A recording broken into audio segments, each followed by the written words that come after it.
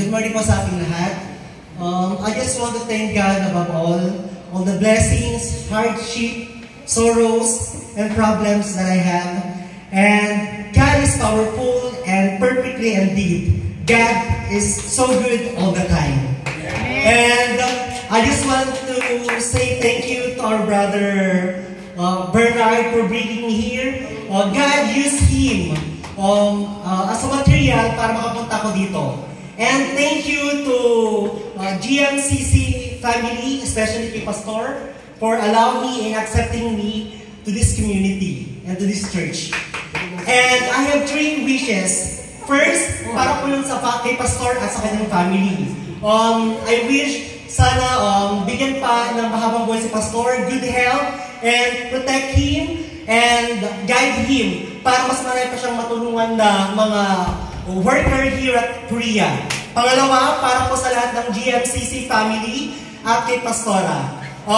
Lord, hinihiling ko po na sana po kung ano man po yung hinihiling po nila at pinipray po nila sa inyo, sana po ipagkaloob niyo po sa kanila. At para po sa aking pangatlong wish, para naman po sa aking sadyang name, at para po sa aming company, na sana po lumakas na po at magkaroon na po kami ng OT. Dahil yan po ang source of income po namin. Parang may kami po sa Pilipinas. Maraming salamat. Oh, his speech is more than my preaching, ha?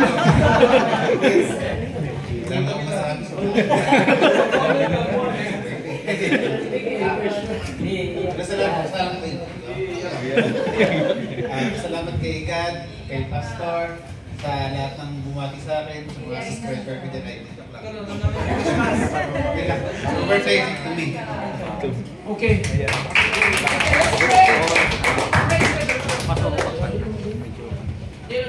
Okay, let's pray. For blessing prayer.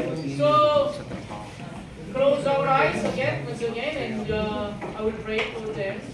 Father God, thank you for this beautiful day of celebration for our brother's birthday. Even remember other brothers who couldn't make it today, but still their birthday is in this month. Thanks for your guiding their Korean life and also guiding them to our church ministry, so we can continue to grow as a one family in Christ.